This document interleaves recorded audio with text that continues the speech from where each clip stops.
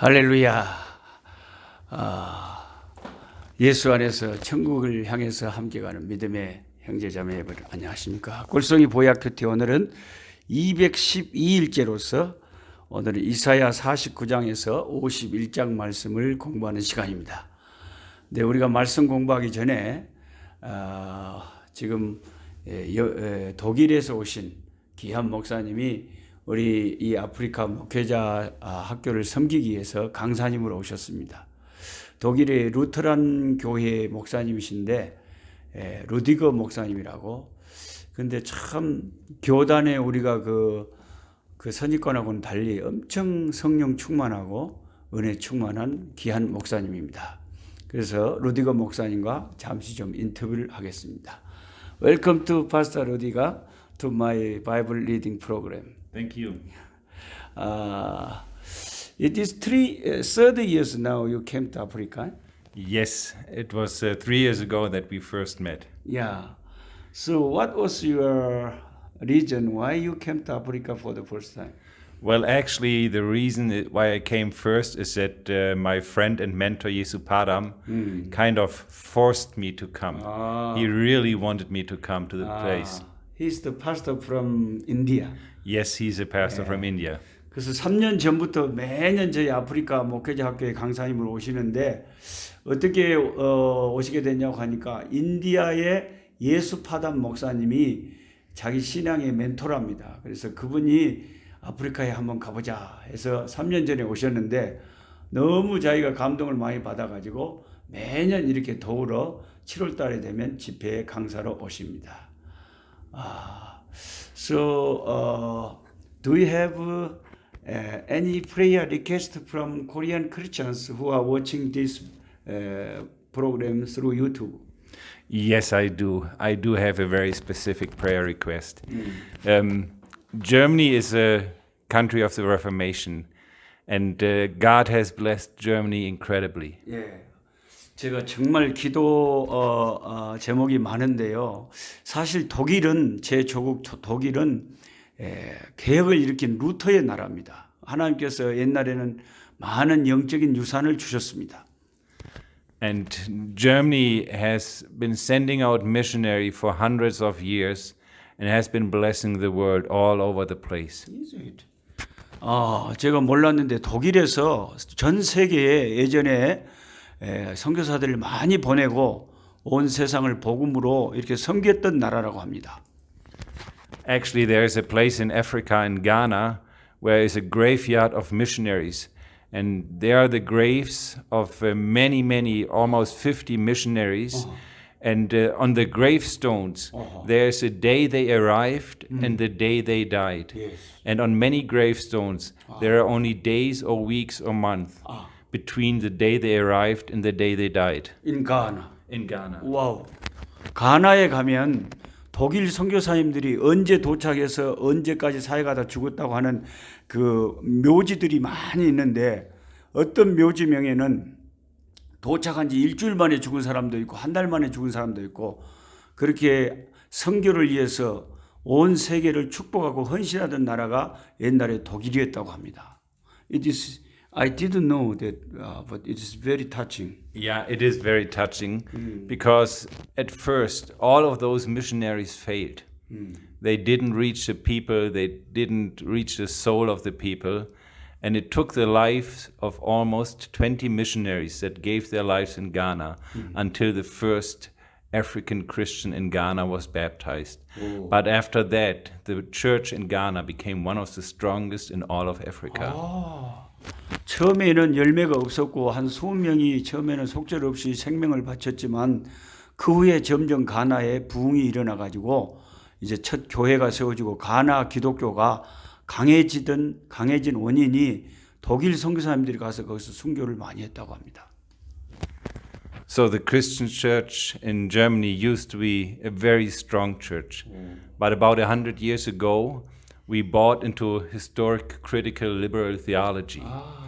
And we have stopped sending out missionaries. We have stopped believing that the Bible is God's word. We stopped believing that Jesus Christ is the only hope of the world. So sorry. 그래 한 100년 전에 그렇게 영적으로 강했던 독일 교회가 이 자유주의 신학을 받아들여 가지고 선교사 파송도 그치고 교회가 점점 영적으로 약해지기 시작했다고 합니다. 이 신학이 굉장히 무서운 것 같아요. 그래서 성경도 안 믿게 됐다고 합니다. And if you go on this path for 100 years, actually the church is dying. And this is what I'm experiencing now in my place, that the church of Germany is dying because they have left Jesus.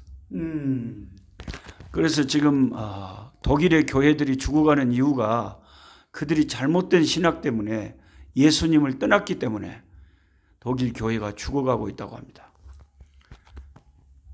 But I do believe that Jesus didn't forget Germany.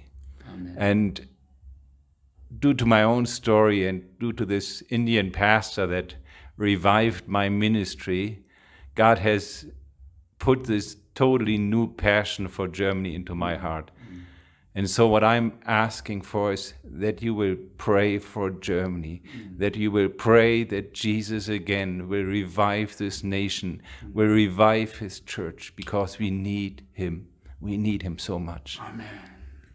그래서 죽어가는 독일 교회, 자기도 그런 교회 목사였고 너무나 영적으로 힘이 없어 교인도 얼마 없었는데 하나님이 인도 예수파단 목사님을 독일로 보내셔가지고 우리 목사님에게 은혜를 많이 끼쳐서 자기도 은혜 받고 새롭게 목회를 하고 있다고 하며, 이 목사님의 간절한 요청은 독일 교회를 위해서 기도해 주셔서 독일 교회가 새롭게 영적으로 깨어날 수 있도록 한국 성도들의 기도를 간곡히 요청하고 있습니다.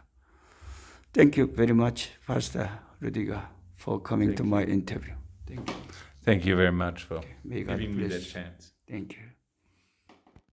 네, 우리 독일 루디거 목사님 인터뷰 감사하고요. 저는 이 루디거 목사님 말씀 듣기 전에 정말로 독일이 그렇게 영적으로 옛날에는 그 자유주의 신학이 들어오기 전에는 그렇게 선교자들을 많이 해외 선교지에 배출하고 그렇게 영적으로 강했던 교회였는지 미처 잘 몰랐습니다.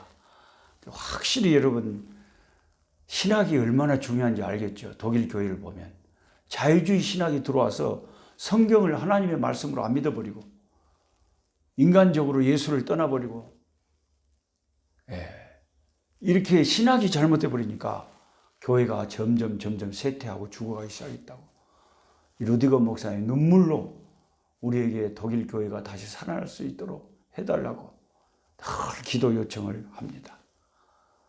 그래도 우리 한국 교회는 이렇게 말씀을 붙잡고 있고 늘 말씀 안에서 바른 보수적인 신학을 가지고 오직 성경, 오직 예수, 하나님 중심, 성경 중심, 교회 중심의 이 확고한 믿음의 철학을 가지고 우리가 붙잡고 있으니까 자유주의 신학을 받아들이면 안 됩니다. 세속 신학을 받아들이면 안 됩니다. 그래서 여러분 신학이 참 중요한 것입니다. 자, 이사야 49장 한번 펼쳐보시기 바랍니다. 이사야 49장 1절에 섬들아 내게 들으라, 먼 곳 백성들아 귀를 기울이라. 여호와께서 태에서부터 나를 부르셨고 내 어머니의 복중에서부터 내 이름을 기억하셨으며 내 입을 날카로운 칼같이 만드시고, 옛날 성경에는 이 날카로운 칼같이 만드시고를 마광한 칼같이 만들었다 그랬어요. 그러니까 날카롭게 이 이사야 선지자의 입술을 하나님이 다듬으셔서 나를 그의 손 그 그늘에 숨기시며 나를 갈고 닦은 화살로 만드사 그의 화살통에 감추시고 내게 이르시되 너는 나의 종이요 내 영광을 네 속에 나타낼 이스라엘을 하셨느니라. 이사야 선지자를 지칭하는 듯이 말하다가 갑자기 우리가 계속 읽다 보니까 하나님의 종 예수 그리스도, 이사야서에 나타난 이 하나님의 종 사상 예수 그리스도, 하나님의 아들에게 하나님이 이제 1절부터 쭉 하나님의 아들을 묘사하는 말이 되는 거죠. 하나님께서 그 아들을 처음부터 다 아셨고 그 입술에 날카로운 칼 같은 말씀을 주시고 진리의 말씀을 주셨다. 그리고 우리 예수님을 통해서 하나님의 영광을 온 세상의 이스라엘에 나타내게 하셨다. 이사야 49장에서는 여러분 42장에서 언급되었던 하나님의 종 사상이 방금 읽은 3절에도 방금 읽은 3절에도 이렇게 나타나죠. 하나님의 종이 다시 그 사상이 나타납니다. 그 종을 통해서 성취될 구원의 약속이 있습니다. 그래서 6절에는 그가 이르시되 내가 나의 종이 되어, 자, 이 예수 그리스도가 하나님의 종이 되어 야곱의 지파들을 일으키며 이스라엘 중에 보존된 자를 돌아오게 할 것은 매우 쉬운 일이라. 내가 또 너를 이방의 빛으로 삼아 나의 구원을 베풀어서 땅끝까지 이르게 하리라. 아멘. 이사야서는 완전히 구약의 복음서예요. 땅끝까지 예수님이 이방의 빛이 되어서 온 세상에서 예수님이 비춰지고 예수님을 믿게 되는 역사가 나타날 것을 이미 이사야 선지자의 입술을 통해서 하나님이 아예 예수님이 이 세상에 태어나기 700년 전부터 이렇게 예언을 하시고 말씀하셨습니다. 이방의 빛이 되신 예수님, 할렐루야. 저는 이렇게 아프리카 현장에서 이렇게 말씀을 묵상하고 여러분과 함께 말씀을 나누기 때문에 이방의 빛이라고 하는 이 말만 들어도 가슴이 이렇게 뭔가가 뭉클해지는 거예요. 성경이 정말 내게 살아있는 것 같아요. 이 말씀이 그대로 실현되어 있기 때문에 여러분이 보내는 한국 선교사인 저 같은 사람도 지금 성교 현장에 와서 평생을 바치고 있잖아요. 예수님이 이방의 빛이시기 때문에 그 이방의 빛 대신 예수님이 또 우리를 보내셔서 온 세상에 빛 대신 예수 그리스도를 전파하게 하는 것입니다. 그 다음에 8절부터는 이제 예루살렘의 회복에 대해서 예언하는 건데 이 8절 말씀은 신약에도 나오는 중요한 말씀이기 때문에 함께 보십시오. 여호와께서 이같이 이르시되 은혜의 때에 내가 너에게 응답하였고 구원의 날에 내가 너를 도왔도다. 내가 장차 너를 보호하여 너를 백성의 언약으로 삼으며 언약으로 삼는다. 예수님이 모든 백성의 언약이에요. 하나님이 예수님을 언약으로 삼은 거예요. 그래서 옛날 언약이 구약이고 새 언약이 신약이에요. 구약이나 신약이나 다 예수님과 맺어진 언약이에요. 예수님의 피로 우리가 구원받는다는 언약이에요.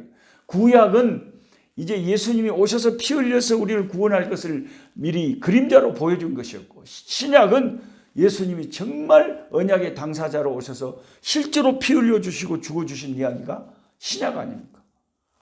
그러니까 예수님은 하나님의 백성의 언약으로 오신 거예요. 언약으로 하나님이 삼으셨어요. 여러분 기독교인으로서 언약을 모르면 안 돼요. 구약이 옛날 언약, 신약이 새 언약. 언약이란 것은 쌍방간에 맺어진 계약 아닙니까? 하나님과 우리 사이에 계약이 맺어지는데 구약에는 반드시 계약을 맺을 때 그냥 맨몸으로 맺는 것이 아니라 말로만 맺는 것이 아니라 무슨 이렇게 문자로 문서로 맺는 것이 아니라 계약을 꼭 짐승을 잡아가지고 짐승의 피를 흘려서 짐승을 갈라서 그 사이로 언약의 당사자들이 지나가면서 언약을 맺었다는 거죠. 그게 결국 예수님이 십자가에 달리셔서 우리를 위하여 피 흘리시고 지성소의 휘장을 둘로 확 갈라버리시고 이제 하나님과 우리 사이에 막힌 것을 헐어버리시면서 예수님이 우리 언약의 중보자, 중매자가 되시는 거예요. 그래서 하나님이 어떻게 언약을 맺었냐면 누구든지 예수 십자가를 믿는 자는 내가 구원하겠다. 그 구원의 언약을 하나님이 예수님을 통해서 맺으신 겁니다. 그래서 우리가 구원을 확신하는 거예요. 그다음에 15절부터 보면은 하나님의 사랑이 절절하게 이사야 선지자의 입술을 통해서 선포됩니다. 14절에 오직 시온이 이르기를 여호와께서 나를 버리시며 주께서 나를 잊으셨다 하였거나. 그렇죠. 바벨론의 포로로 잡혀가서 완전히 황폐돼 버린 예루살렘 시온을 그 사람들이 생각할 때 이제 하나님이 완전히 우리를 버려버리셨구나. 그렇게 생각할 거다 너희가. 그러나 15절 보세요. 여인이 진짜 이런 말씀 이사야 49장 15절 말씀은 밑줄을 확 쳐놔야 돼요. 여인이 어찌 그 젖먹는 자식을 잊겠으며 자기 태에서 난 아들을 긍휼히 여기지 않겠느냐. 그들은 혹시 잊을지라도 나는 너를 잊지 아니할 것이라.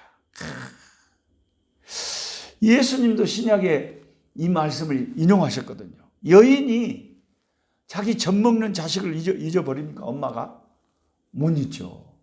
끔찍이도 못 잊지.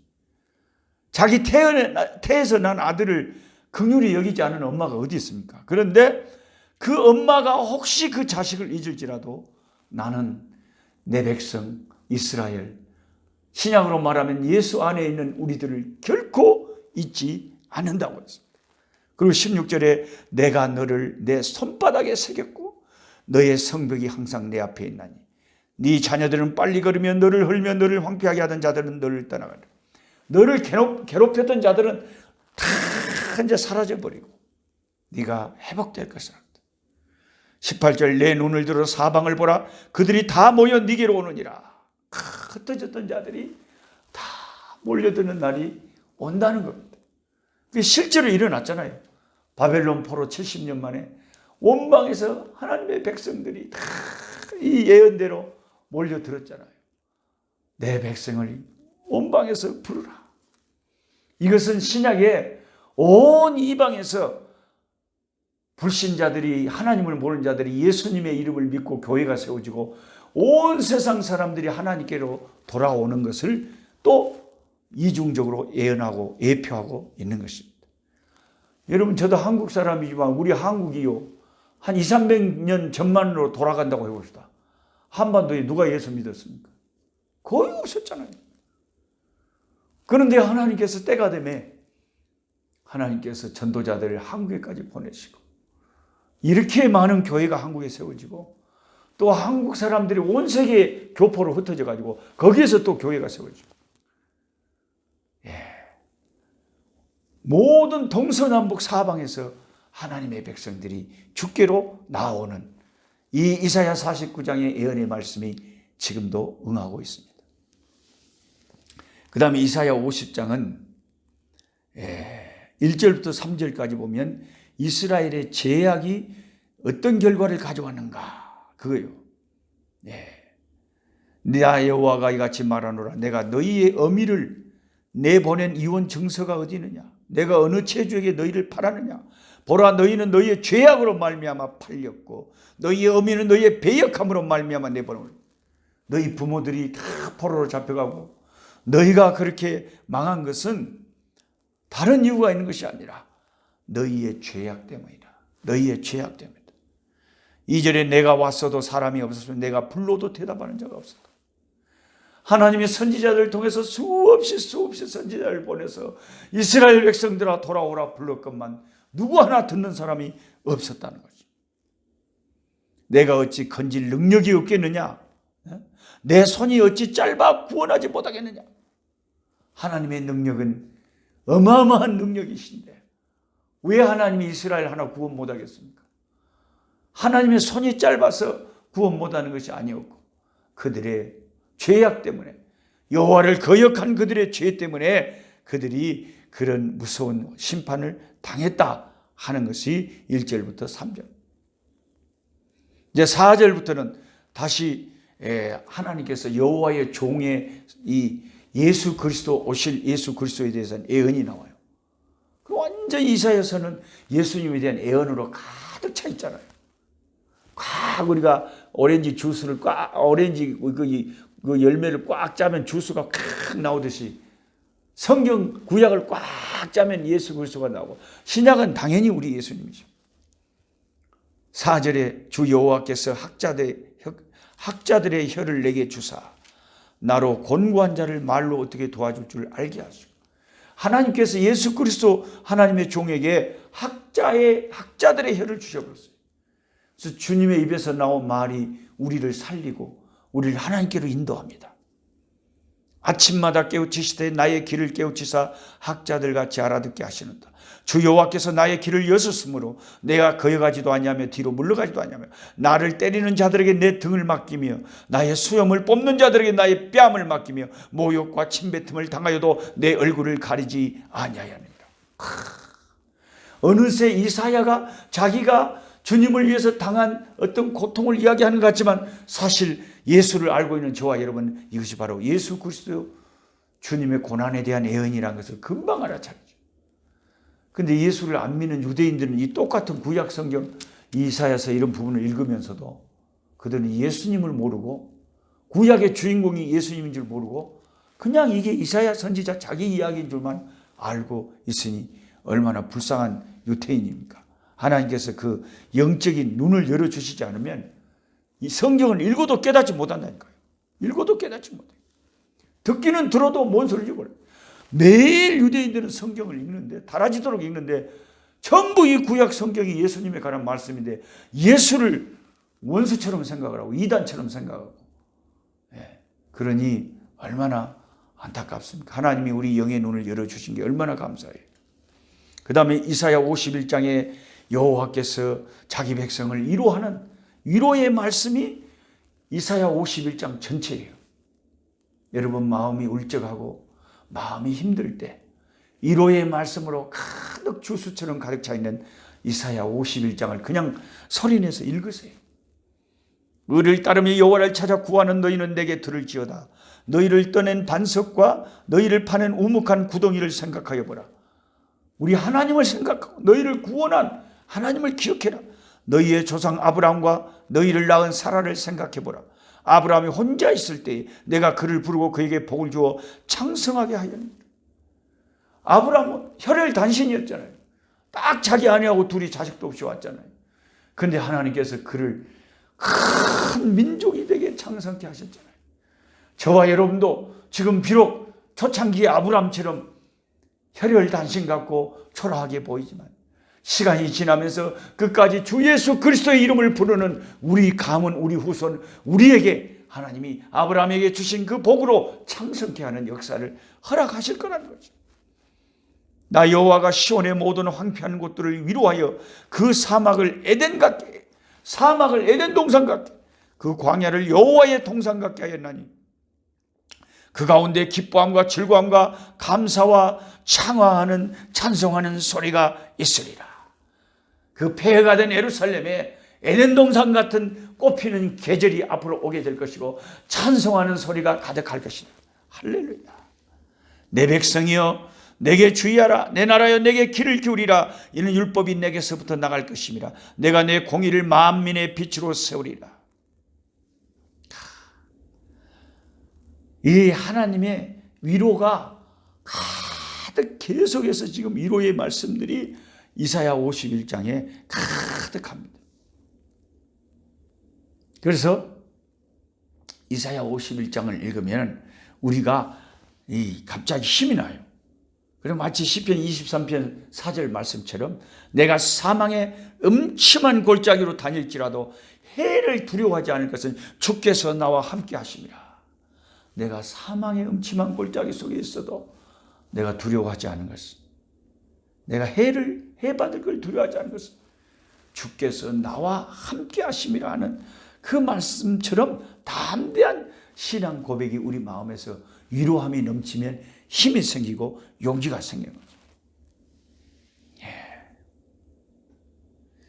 특히 5절 말씀 같은 말씀은 내 공의가 가깝고 내 구원이 나갔은즉 내 팔이 만민을 심판하리니 섬들이 나를 앙망하여 내 팔에 의지하리라. 섬들이 주님을 앙망하는 때가 오니 이게 만민을 심판하는 마지막 때가 될 때에 온 세계의 복음전, 마다가스카르도 다 섬나라인데 섬들이 하나님을 앙망한다는 것은 온 세계 5대양 6대주 열방이 하나님을 앙망하는 때가 온다는 것입니다. 하나님께서 위로하시는 대상은 1절에 의를 따르며 여호와를 찾아 구하는 너희는 들을지어다. 하나님을 찾는 자들에게 이런 위로가 그대로 적용되는 거죠. 4절에는 내 백성이여 내게 주의하라. 내 나라여 내게 귀를 기울이라. 하나님께 귀를 기울이는 하나님의 백성들에게 이 위로가 임한다는 거죠. 7절에는 의를 아는 자들아, 마음에 내 율법이 있는 백성들아, 너희는 두려워하지 말라. 우리 마음속에 하나님의 말씀이 있는 사람들은 두려워할 필요가 없다는 거죠. 하나님이 그 마음속에 말씀이 있는 자들을 위로하고 계시는 말씀이 이사야 51장 말씀이라는 거죠. 그 다음에 9절부터는 이제 하나님께 도움을 구하는 그런 간절한 기도가 나와 있어요. 9절에 여호와의 팔이여 깨소서 능력을 베푸소서. 옛날 의 시대에 깨신 것 같이 하소서. 옛날에 깨셔서 우리를 도와주신 것처럼 주여 도와주소서. 라합을 점이시고 용을 찌르신 이가 어찌 주가 아니십니까? 여기 나오는 라합과 용은 애굽을 상징하는 거예요.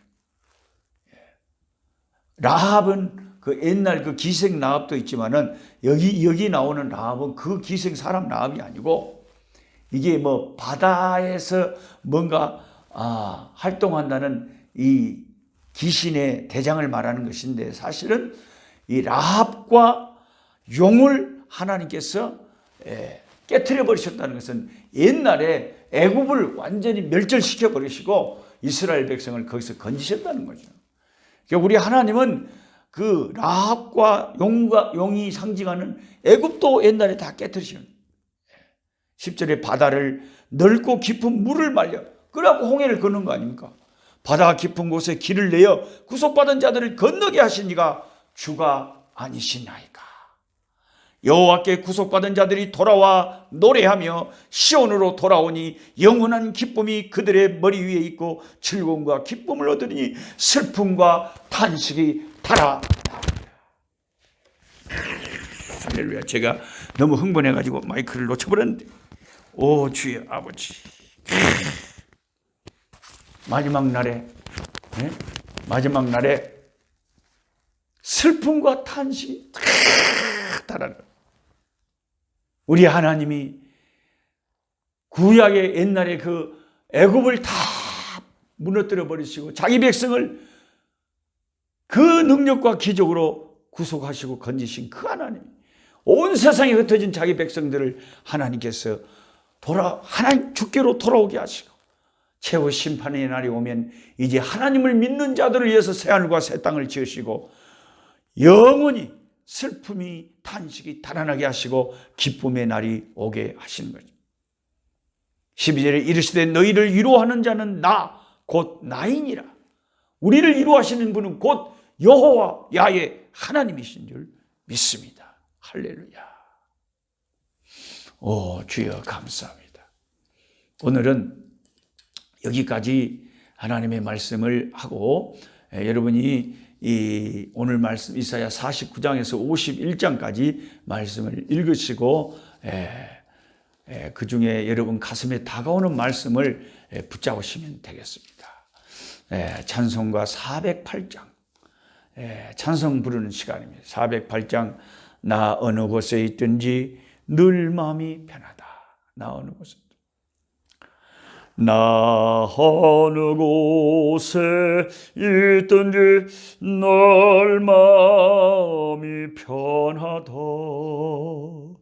주 예수 주신 평안함 늘 충만하도다.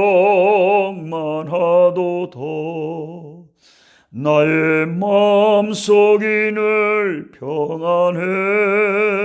나의 마음속이 늘 평안해. 악한 죄 파도가 많으나 마음이 늘 평안해. 내 맘에 솟는 영생수 한없이 흐르니 목마름 다시 없으며 늘 평안하도다.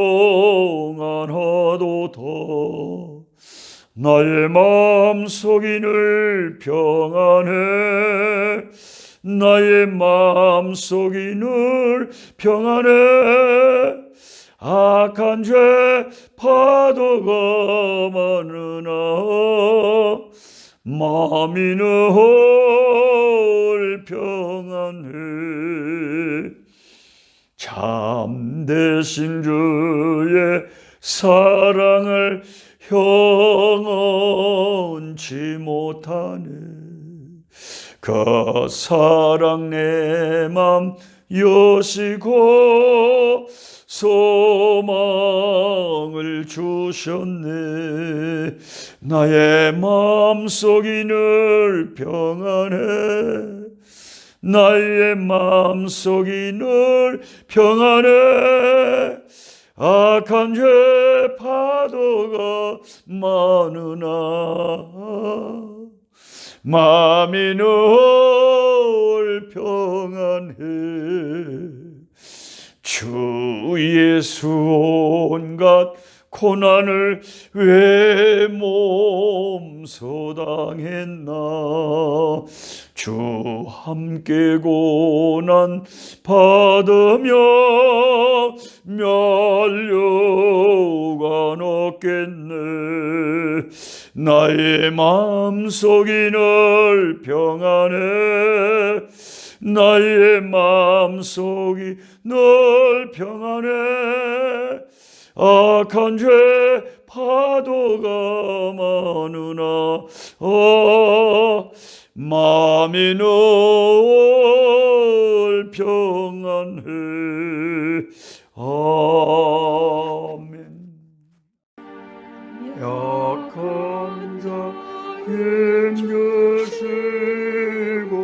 강한 자 바르게 주 환자 정택함이 주님의 뜻이라.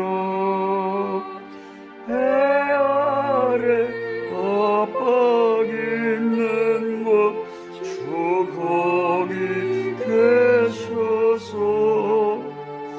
그 팔로 막아 주시어 정의가 선하.